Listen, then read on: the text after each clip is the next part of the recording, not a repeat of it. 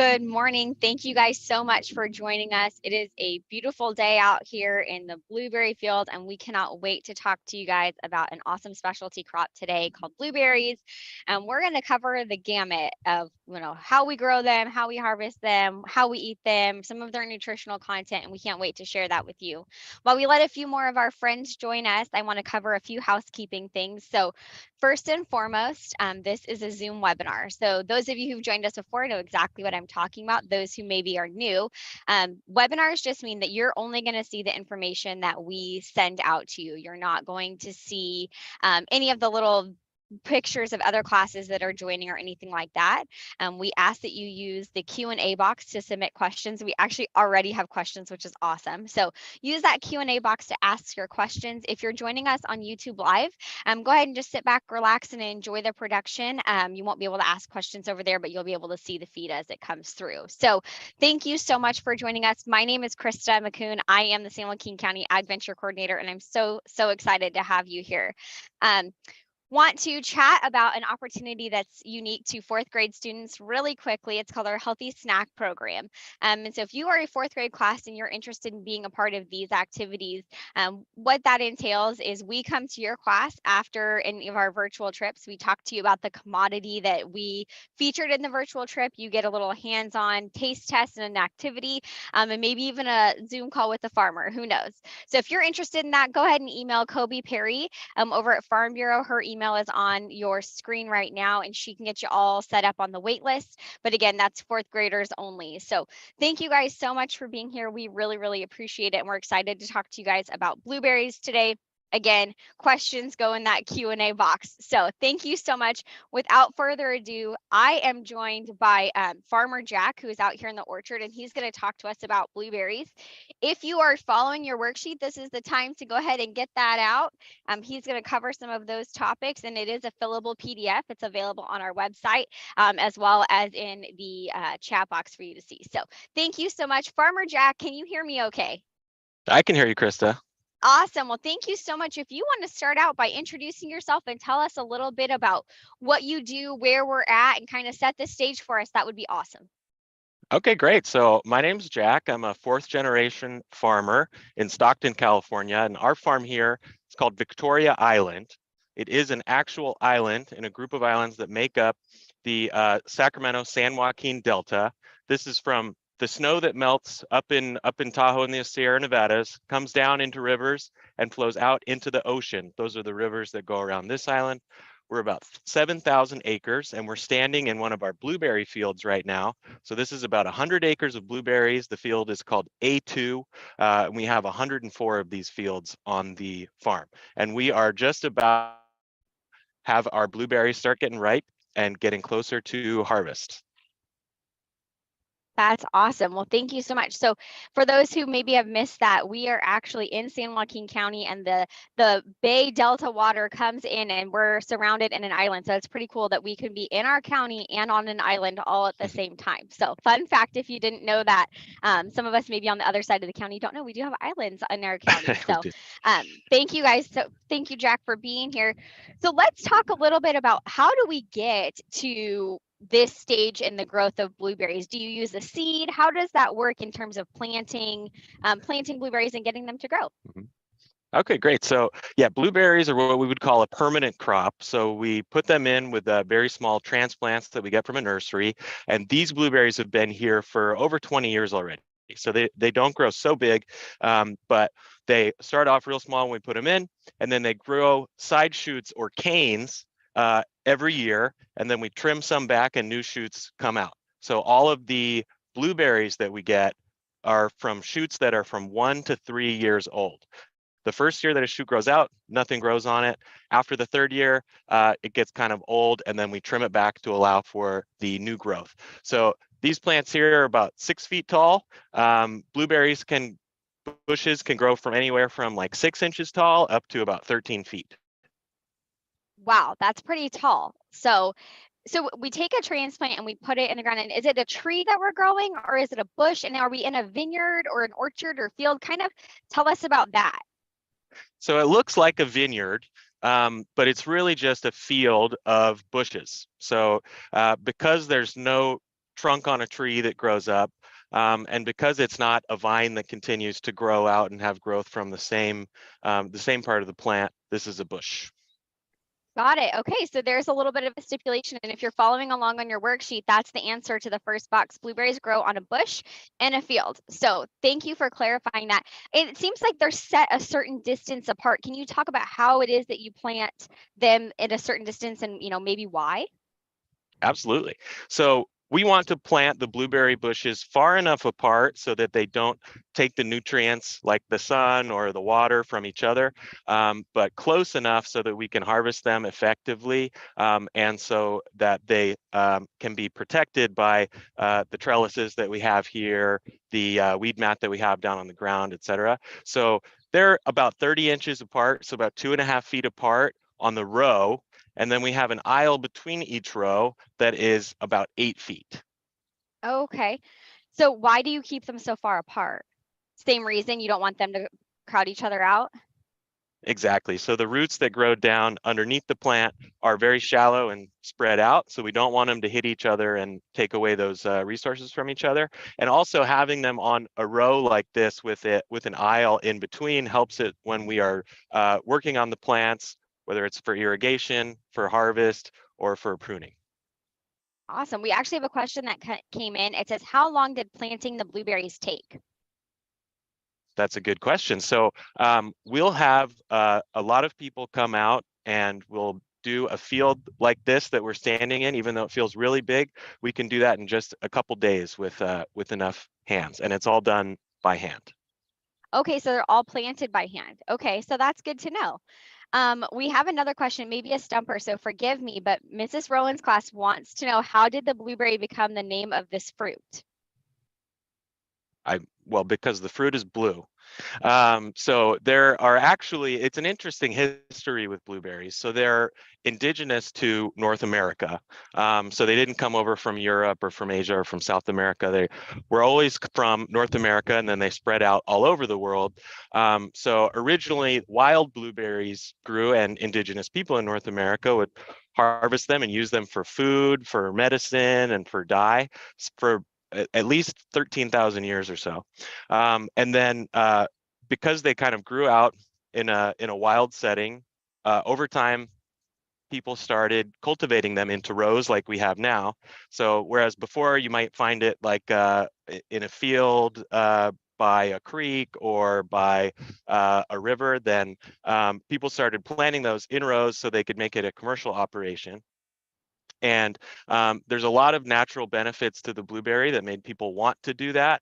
They taste really good. They're good for you. They have a nice color, texture, and a lot of uses. So the first cultivation happened in the 1800s in New Jersey, so also in North America.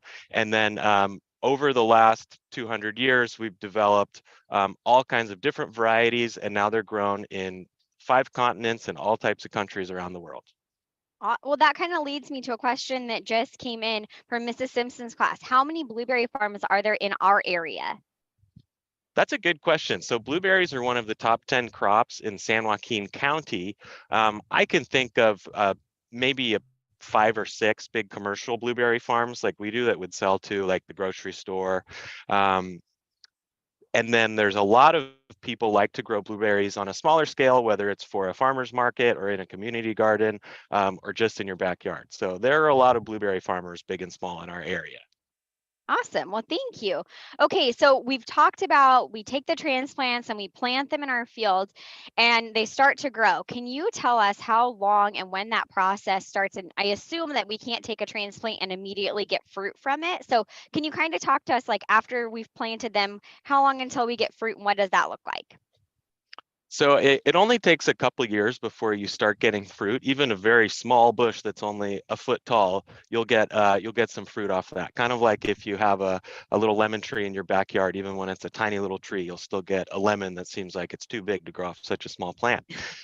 It takes a few years to get established, and then we can get more fruit. So like I mentioned earlier, this is about a 20-year-old plant, and you can see that while it's in the early stage, we have fruit kind of all over all of these different side shoots right here. So this is at the peak of productivity. And their lifespan of a blueberry bush is about 40 years. So this is about halfway through its productive life. Okay.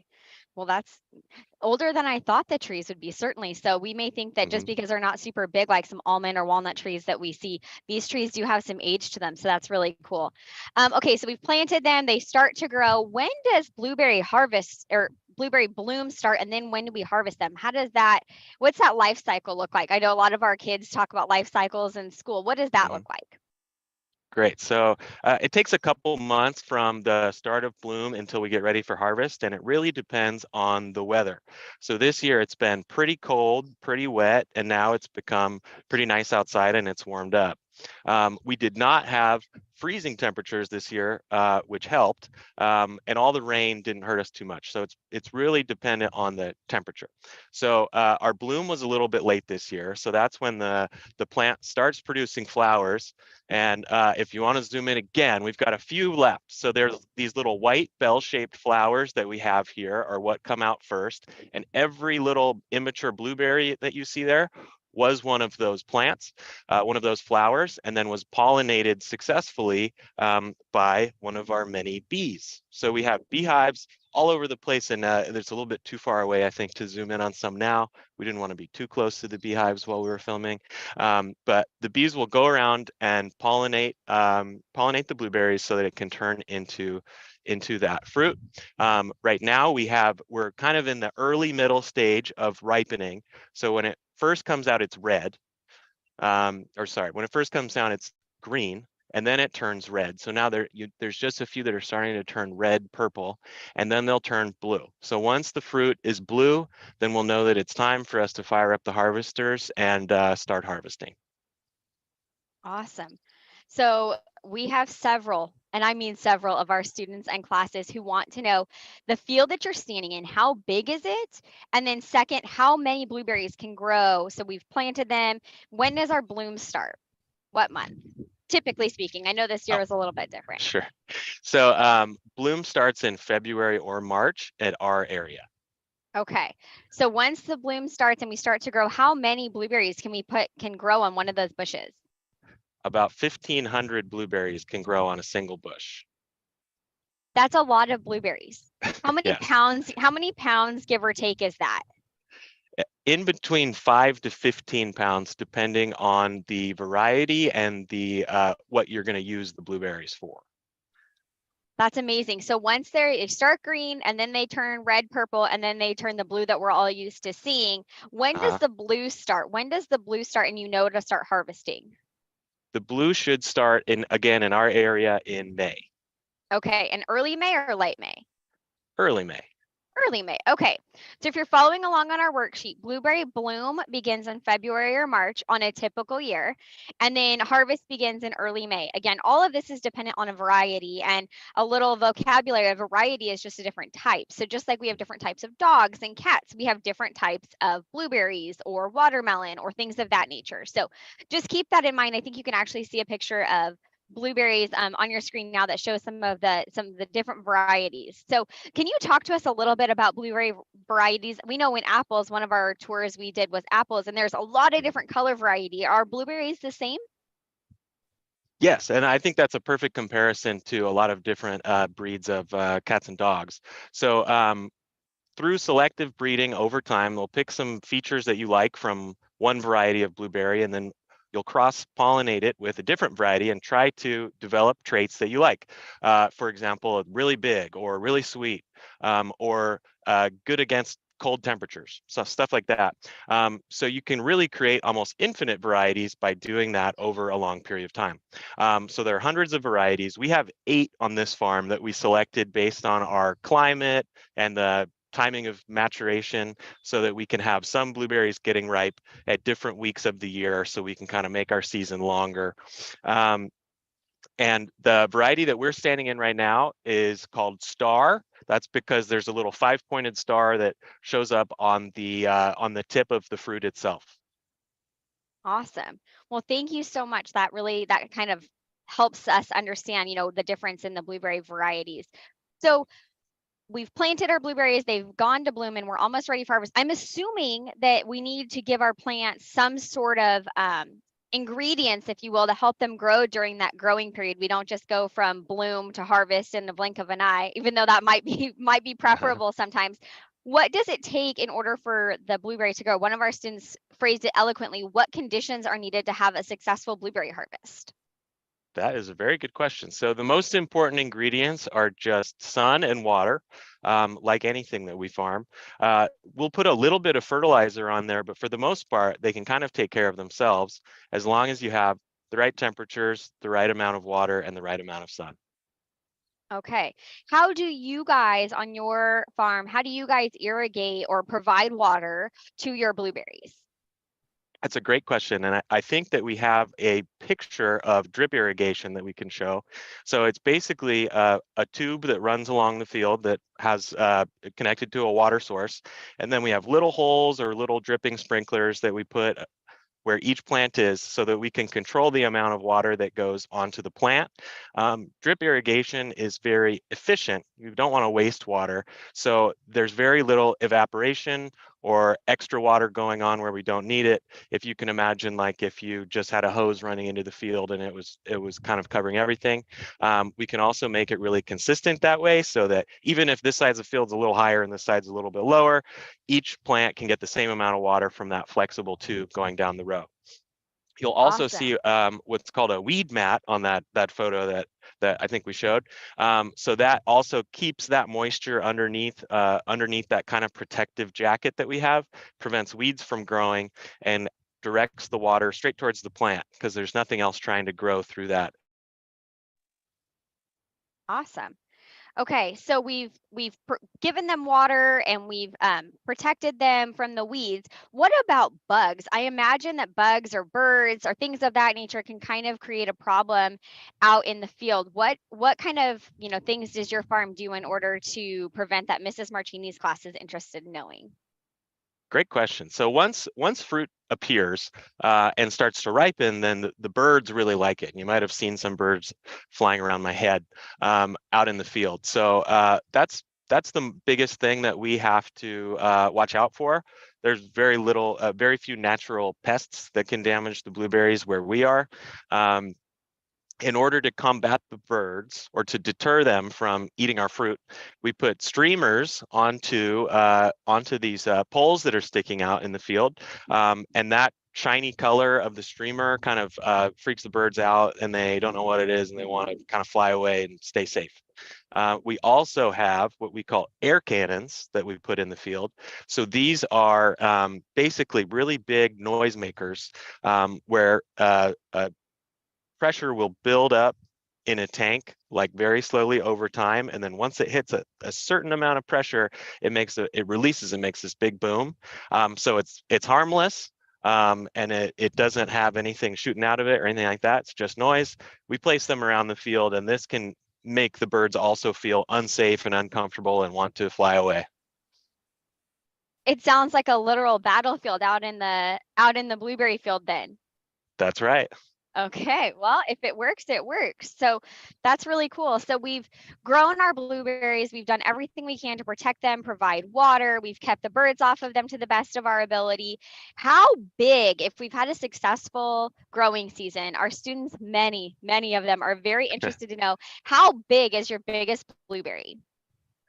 So the biggest blueberry variety that we have, it's called Legacy, and it's one that you won't find in the grocery store, but we have it, and we make a product called Family Reserve out of it. So we sell it directly from our farm stand only. It doesn't last very long, but it's really big and really sweet, and it's kind of our family favorite. The diameter of that would be like an inch. So as big as a big cherry, or probably larger in diameter than the size of a quarter.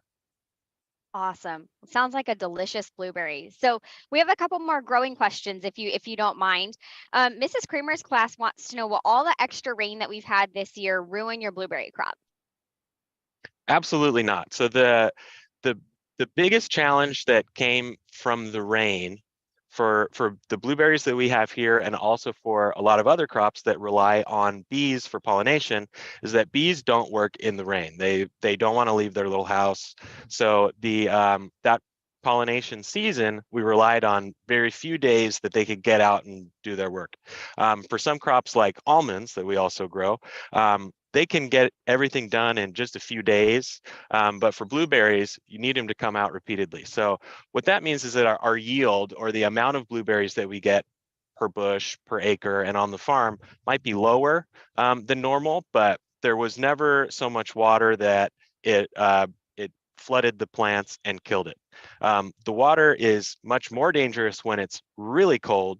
So when we hit freezing temperatures, if the flower has already appeared on the plant, then that can kill the flower, and then you won't get a blueberry that year and you have to wait until next year. So we kind of have a different set of things we do if it's freezing cold. But yeah, the rain decreased the yield a little bit, but it's not going to kill us. Awesome. Well, we're glad to hear that. That's important. We all enjoy blueberries. You mentioned the bees just a second ago, and Mrs. Tomlinson's class wants to know, how many beehives do you have on your farm? That's a good question. And at the last count, I forget the number of hives, but I think it's about 50,000 bees per hive. And I think we had about 25 million bees last time I counted. 25 million bees? Oh my gosh, that's a lot of bees. So it takes a lot of bees in order to pollinate all of these plants that you can see behind me and both Farmer Jack. It takes a lot of bees in order to make that pollination happen. Because if I'm not mistaken, blueberries have to be pollinated, or pollination has to occur in order to produce a fruit, right? We've done some crops where there is no pollination necessarily. We don't need a bee, but here we do, correct? That's right. Speaking of it, one just joined me over here. So, okay, so we've grown our crop. We've gotten a big crop. We have a few questions, and I want to get them the answer right away. You mentioned your family farm stand, so we're going to move into harvest. But if you can set the stage for us, several of our teachers and classes want to know, where is the family farm stand at? So the farm stand is very close to where we're standing right now. We're about a 15-minute drive west of Stockton, right next to Discovery Bay. So we're just kind of the edge of San Joaquin County. And we do that farm stand where people can come in and pick their own blueberries just right in this field here, from mid-May until the end of June every year. Okay, so there's the answer. Victoria Island Farms is a place that you can go do You Pick Blueberries, and maybe get some of those ones that he was just mentioning. So, okay, so we have grown our blueberries, they've turned blue, and you have determined that it is time for harvest. What happens at that point? Do you hand harvest? Do you use machines? Kind of talk to us about that. So historically, we've used a combination of machines and hand harvest, but like everything these days, the technology has just gotten so good that starting 2 years ago, we stopped harvesting by hand and are able to produce a higher quality crop by using only the harvesting machines.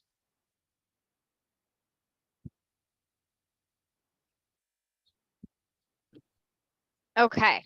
Sorry, I think we had a little glitch there, guys. Okay, so we have, so maybe we could talk about the harvesting machine and equipment that you use. I think we have a few video clips, and we actually have a real treat. We have an actual piece of machinery out here that we're going to let you see. So maybe you can kind of talk us through this process and let us know how these machines work and how do you utilize them. Yeah, so this is one of our blueberry harvesters. It's a really cool machine. It drives right over a row of blueberry bushes right here. And if Krista has the video showing, you can kind of see it. The bush will go right through the middle, and then we have these rods here that are kind of like a hairbrush, and they turn in a circle and they gently knock the berries down off of the bush. The berries land on these guards right here, and then they'll fall onto these white trays that are conveyor belts that go around in a big circle while keeping the fruit protected, not touching anything, and go all the way up to the top where they will be placed into trays and then stacked up. And we'll have 3 people working on this really big deck that's above me, and the deck will span across multiple blueberry rows. So they have a working space where they're collecting all of the blueberries, stacking them up, and then driving down the road. Awesome. So this technology is fairly new, is that correct? It didn't used to be that you could use machines for blueberry harvest.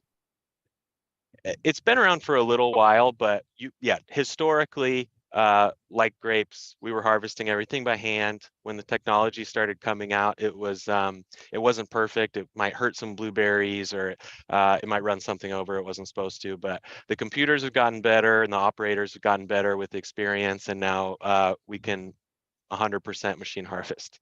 That's awesome. So we actually have one of our classes, Miss Bosty's class, wants to know, where do you buy your harvester at? Do you just go down to the local Target and pick one up? Yeah, exactly. So we get our harvesters from a company called Oxbow that is based in California, I think. Kristen might know, but yeah. So the great part about being in this part of California is that there's so much agriculture that a lot of the manufacturing equipment is designed and built here as well. So it's really cool that we get to work directly with manufacturers to help improve and design new machines, and that we just really do have to go up the road to buy such a specific piece of equipment. Okay. So speaking of going up the road, once you've collected and harvested all of your blueberries and you're ready to take them, well, first let's go back just a second. How long does it take to harvest these blueberries? So the machine looks pretty cool and pretty fast, but we want to take it very slow when we go through. So the field that we're standing in right now would take several days to harvest the entire field, running with a single harvester. So we will run these machines basically 24 hours a day for about 2 months to harvest all of our blueberries this year. So even at night, your harvesters and you have people out there harvesting your blueberries, even at night, no weekends, no days off, in order to make, when that's part of what we talk about all the time, is that farmers and agriculturalists, we don't take days off. There's always something to be done. There's always animals to be fed, plants and crops to be harvested. And so that's such a cool attribute of our industry. Yeah, and actually, if we were taking time off, we would take the time off during the day, because at night the fruit is naturally cooler, so it'll be able to handle the harvest a little bit better than if it's really hot and the fruit is softer.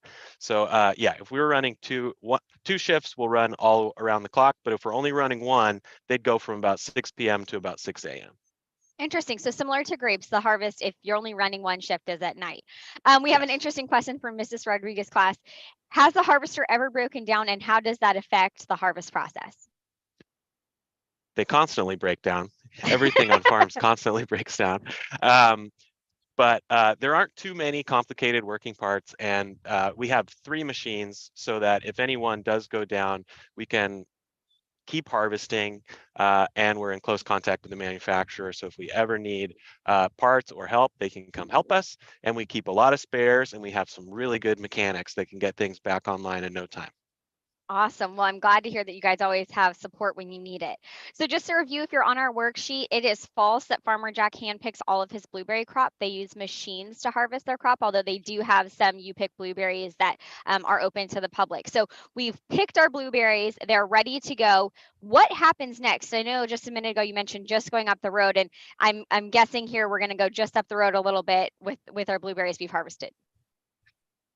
Yeah, so one of the favorite things that we have about the farm right here is that everything is in one place. We don't have to go on the road and drive somewhere else to get to the next step for anything we do. And the building just behind the harvester here, which you might be able to see, the big white building, that's where we process our blueberries. So that building is a giant refrigerator, where we bring the blueberries in on those trays from when they were harvested, and then we line them up in front of these giant fans that blow cold air. So this kind of preserves the fruit and stops it from ripening more than it has already. So it's going to last longer when it's getting packed up, getting shipped out, getting to your grocery store or your local market, and then into your refrigerator. We will use a series of machines after they're cooled down to basically separate out the fruit by size, by color, make sure there's nothing in there that we don't want to get into a final product. And then the machines will also help us decide which fruit goes to which end use. The nicest fruit, the freshest stuff, the most ripe goes to your fresh fruit. So it'll be packed into these plastic containers called clamshells that you'd recognize from the store. And those clamshells basically just protect the fruit from getting smushed so that it still looks good and it's not bruised when it gets to you. And then for other uses, we'll put them into like big drums or other containers where they can go to other processors who make things like concentrate or a puree, juice, dried blueberries for trail mix, or blueberry concentrate. Okay, so you mentioned a couple of things on our worksheet. So list ways to eat blueberries is on our, so you said fresh, obviously you can just eat them right from the grocery store. Trail mix, there's concentrate. What are some other ways that we can eat our blueberries? I love blueberry muffins. I'm just saying. Yeah, so very popular in baked goods like that. And for that, you can use fresh blueberries. Sometimes you can use dried blueberries, but so a lot of it goes to juice. A lot of it gets frozen. So there's a process called IQF, individually quick frozen fruit. So that's stuff that you might buy from the freezer section at your grocery store to go into a smoothie. The puree and the concentrates and the juice can also be used for flavoring or for color in like a blueberry lemonade or in all kinds of different applications. Awesome. Well, thank you. So that answers some of our questions there. I imagine that blueberries as a specialty crop have some really awesome health benefits. Can you maybe touch on that a little bit and then we'll answer some more questions? Yeah, so blueberries are one of the crops that is the highest natural antioxidants. There's also a lot of other good stuff like fiber, vitamin C, and vitamin K in your blueberries. Awesome. So it's a really healthy snack. So if you guys encourage your parents to go to the grocery store and get you some blueberries, it's a really good snack to snack on. I also know that they make dark chocolate covered blueberries, if I'm not mistaken, which are a favorite treat at our house. So lots of health benefits to eating your blueberries. So we have several questions about harvest, if you don't mind. Mrs. Fetterman, Brian, and Johnson's class want to know on a yearly annual basis, how many pounds of blueberries do you guys harvest? So we'll do anywhere from 2 to 5 million pounds of blueberries this year.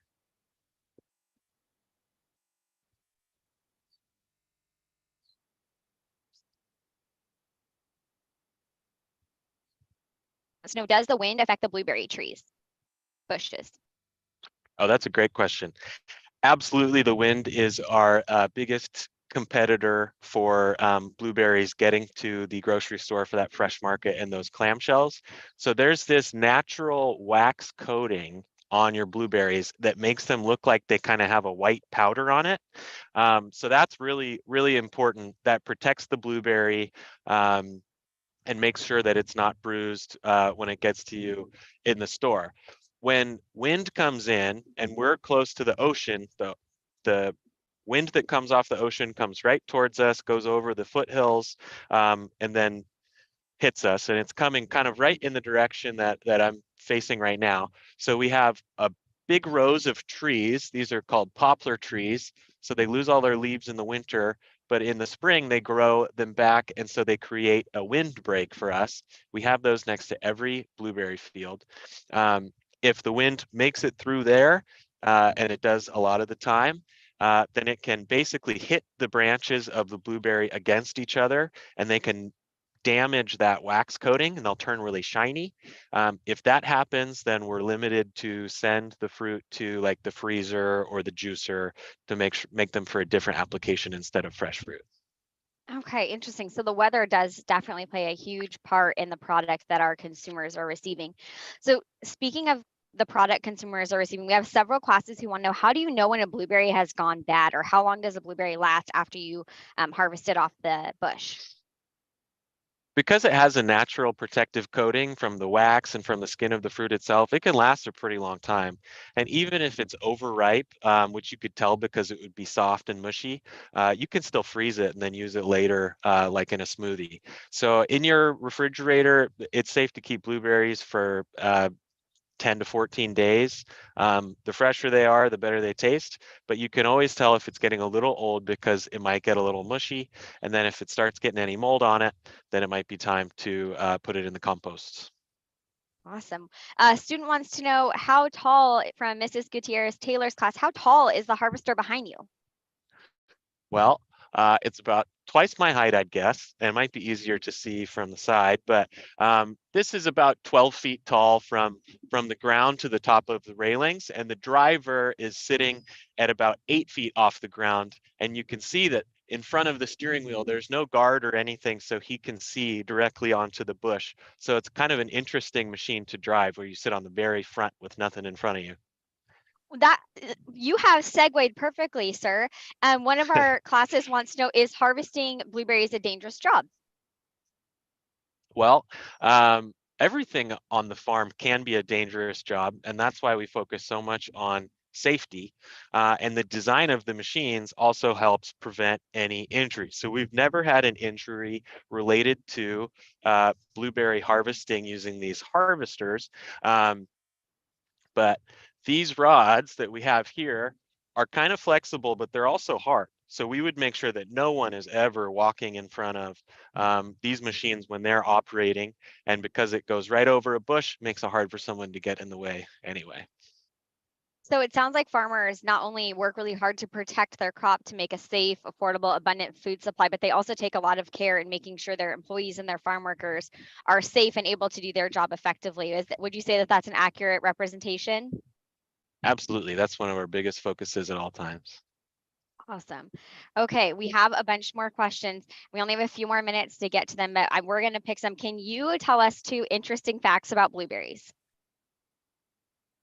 Okay, so I think one interesting fact about blueberries is that they are grown all over the world. A lot of crops, like we're in California, and almonds are a big crop. Those are only grown in California, but blueberries can thrive in all kinds of environments. That's why it was successful as a wild bush before we cultivated it. So they're grown as far south as Argentina and as far north as Canada, but also in Asia and Africa and Australia.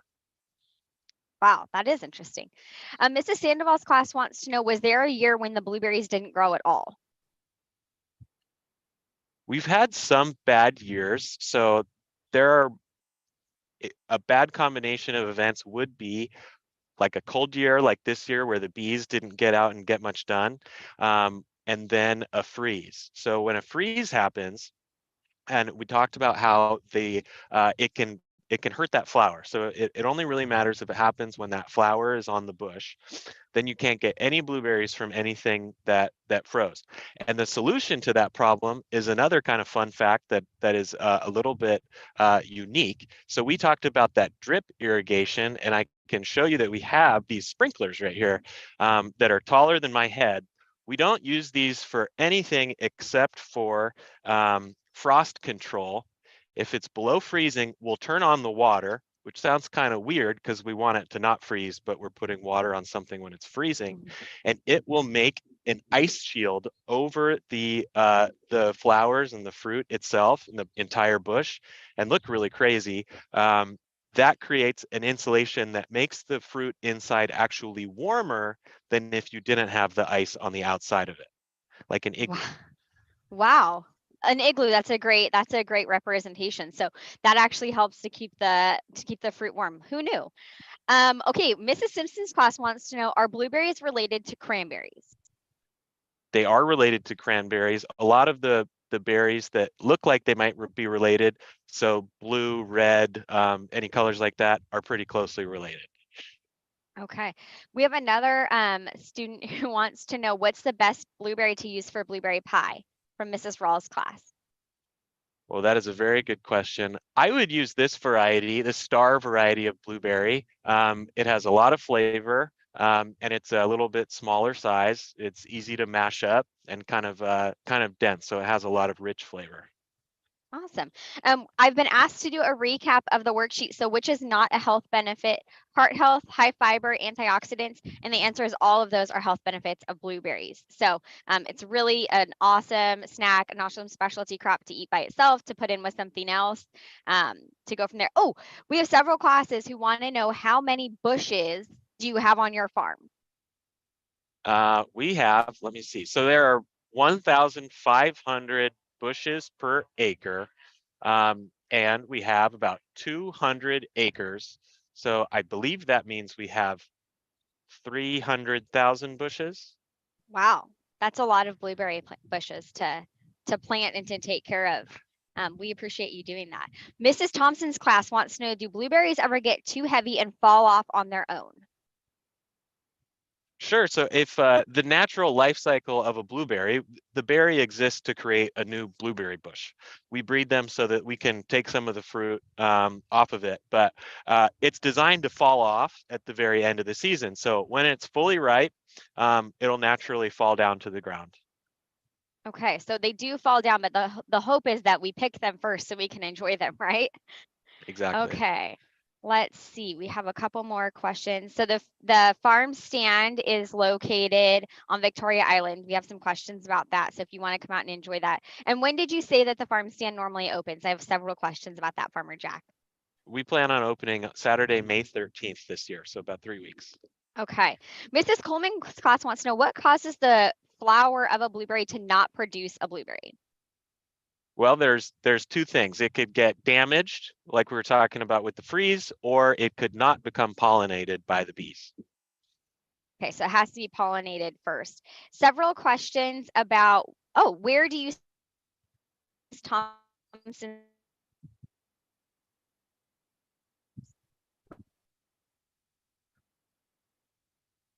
All right. And we were cutting out there, but I think you might have been asking where we sell our Sorry. blueberries. Can you hear me? I can hear you now. That's correct. Thank you. Yep. Yep. So our Perfect. biggest customer is Costco. And we also sell them to various processors that we talked about, Rayleigh's and various other grocery stores. Okay. We have time for two more questions. Miss Berry's class wants to know, how do you determine what material would be good to use to harvest the blueberries, the metal rods and the machine? Trial and error. And those rods are plastic so that they have kind of a little bit of flexibility, but Oxbow and the other equipment manufacturers are really great about doing tons of research and development to always find new and innovative ways to improve the process. Awesome. Okay, and Miss Sagato's class wants to know, how many times are you able to, it looks like how many times are you able to harvest each row during the season? Or do you just do that one time? It depends on the variety and how the crop is that year, but this variety star, some gets ripe in the beginning of the season and some gets ripe at the end, which is why it's so great for the U-pick that we do. There's always some new fruit out there. Because of that, we can go through and harvest some ripe ones and it won't knock off the green ones that aren't ripe yet. We'll probably go through 2 to 3 times in this field. There are some other fields where we're mostly fresh market, where everything kind of ripens at the same time. Those will just be once. And if we go through for a second pass, the first one might be fresh fruit in the clamshells. And then the second pass might be kind of more dried out older stuff that goes to the processor, the freezer, or the juicer. Awesome. Okay. I'm going to make one concession because I am also curious. Mrs. Schroeder's class wants to know, are there any blueberries that are poisonous? Not that I'm aware of. Okay. So blueberries are safe. Okay. Well, that wraps up our time that we have today. Thank you so much, Farmer Jack, for joining us. We really appreciate it.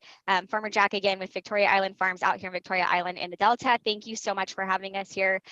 Want to remind you once again, if you joined us late, if you're interested in the 4th grade healthy snack program, go ahead and email Kobe Perry at Farm Bureau. Otherwise, thank you so much to the San Joaquin County Agricultural Commissioner's Office, San Joaquin County, the CDFA Specialty Crop Block Grant, and of course, Farmer Jack and Victoria Island Farms for hosting us today. We certainly appreciate it, and we hope that you enjoyed your adventure in agriculture. Thank you so much. Have a great day. Thank you.